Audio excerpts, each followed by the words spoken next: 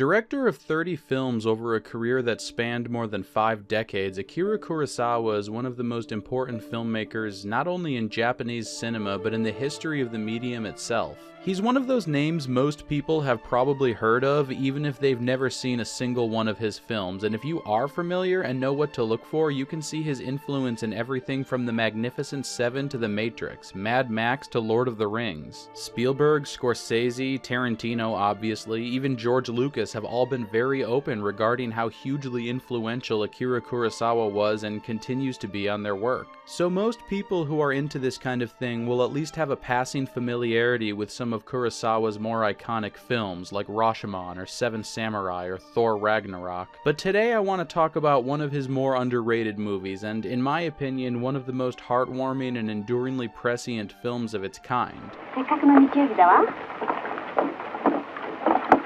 3時5分の日曜日か One Wonderful Sunday is about a young couple, Yuzo and Masako, spending their one day off together and trying to find things to do with no money. That single afternoon and evening serving as a microcosm of the couple's lives, their struggles, and the sorts of happiness they're able to find in the midst of hardship. The film takes place in Tokyo immediately after the Second World War, and the bombed-out structures in the backdrop put a very specific point on their economic difficulties. Yuzo fought in the war himself and seems disillusioned with the way his life has turned out, Masako remarking that he was more optimistic before, more willing to dream. But what makes One Wonderful Sunday such a timeless, human story is that the couple's struggles are very much reflective, unfortunately, of the sort of economic malaise and hopelessness that many young people feel to this day.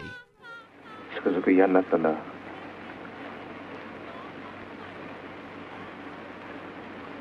こんな惨めな自分が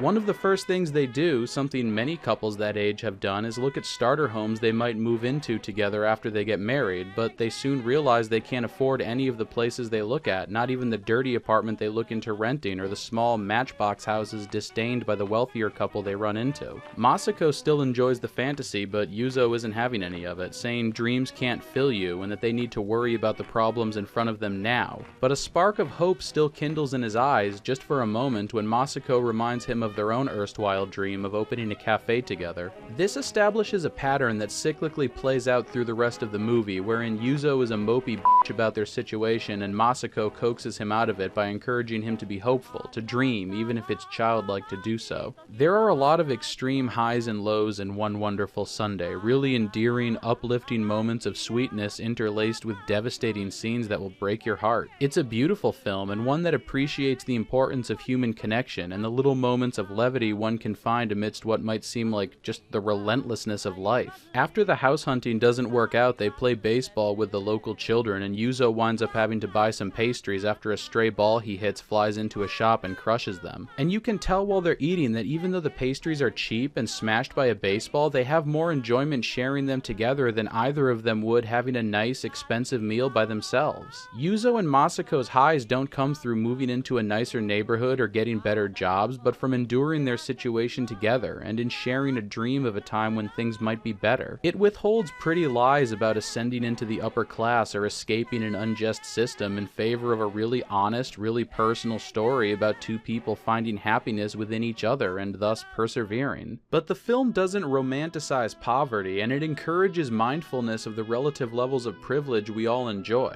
One scene I found particularly affecting is when Yuzo and Masako hike out to an overlook to eat lunch and encounter a homeless child implied to be a war orphan. They share their food with him, but when Yuzo vocalizes the pity they're both feeling, the boy becomes angry, snapping at Yuzo not to look down on him. The encounter leaves the two of them shaken, even after they leave, and as usual, Masako is the first to recognize the only thing they can do. She puts on a happy face and says she's over it, but both of them glance back as they're walking away. I think about this kind of thing a lot, to be honest. My main source of income at the moment is DoorDash, and in a lot of ways it's the most chill job I've ever had, but I also don't make a lot of money, and sometimes delivering food all night can feel a little demeaning, I guess? I don't know, I'm college educated, and as of this recording, I just turned 32 years old. I feel like I should be doing something different with my life. But I also drive by a lot of homeless people while I'm making my deliveries. I try to give people money when I have it, but there are always more people than I have money. And when I drive by them, it's impossible not to be aware of my warm car and the hot food I'm delivering to nice neighborhoods and the bed and the roof I have to come home to. Masako lives with her sister and Yuzo in a dumpy room at a friend's home that looks precisely like my current residence, but at least the two of them have friends and family they can rely on as a support system. Yuzo might not be able to afford cigarettes, but this kid can't reliably afford food. 姉ちゃん、毎日どのくらい稼ぐんだい？富山どこ？エコか？ Like most of Kurosawa's films, One Wonderful Sunday is extremely preoccupied with class and exploitation. I mean, look at the initials. One of the film's literal and figurative gut punches comes when Yuzo and Masako decide to see a concert to get out of the rain, the seats literally divided into A class and B class. Neither of them have anywhere nice they can go to be alone together, and they both had their happiness wrapped up in being able to see the show, to escape from the rain and, symbolically, their circumstances for a few hours. But the man right in front of them in line buys all of the remaining tickets and starts reselling them to people behind him for slightly more than the two of them can afford. And we're just left standing with them, devastated by yet another reminder of how inescapable their poverty is.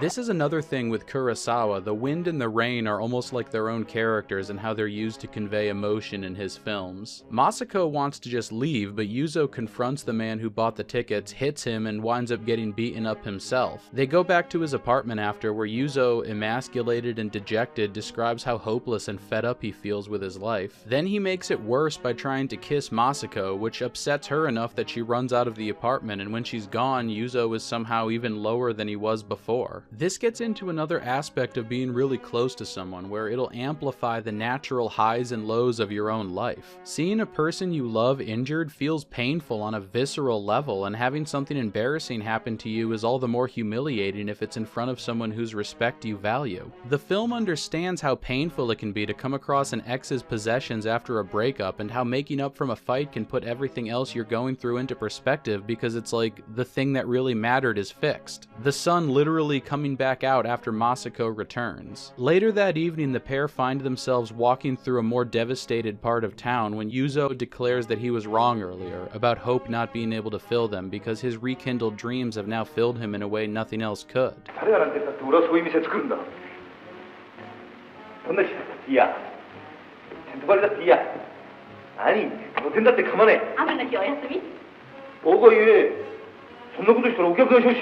The two of them get completely caught up in the fantasy of planning their business, acting out the parts of running a cafe right there in the ruins of what were once homes, the happiest and most animated they've been all day. But then, when they notice there are other people around watching them, they freeze and run away, as if they were doing something shameful or embarrassing. Their final stop of the night is an empty amphitheater. Yuzo jumps up onto the stage and intends to conduct a symphony for Masako, but every time he starts to get into it, the wind picks up and overwhelms him, snaps them both out of the fantasy the same way the reality of their poverty intruded upon every moment of peace they had throughout the day. As Yuzo sits there, utterly dejected at being denied even this escape, Masako runs up onto the stage and entreats the fantasy audience to cheer them on, and as she does so, the camera comes right in on her face. So she's also speaking to the real audience when she implores them to celebrate people who dream, and not to collectively deny ourselves hope when we scorn the fantasy of a better tomorrow. And then we do hear the music swell, and when Yuzo starts conducting, it's like he's picking up something that's already there. Tears well in Masako's eyes as she watches him direct the fantasy band with increased fervor, and you could interpret that a few different ways, but the film's final scene, I think, clarifies exactly why she became so emotional. We come in on the two of them waiting for her train, sitting all morose next to a waste bin with the word trash on it in big English letters. There are tears rolling down Masako's face, and you think maybe they're still bummed about their situation, and they might be, but in the final moment we understand more than anything else they're sad because they have to say goodbye, that their wonderful day together has come to an end.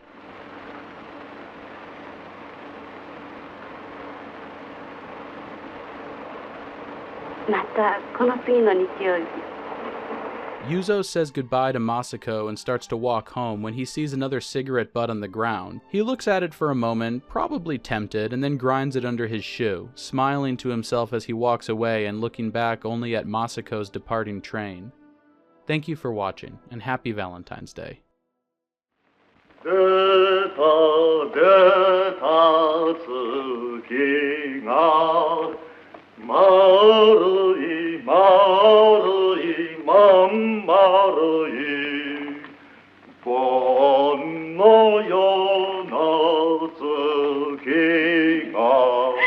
バカね。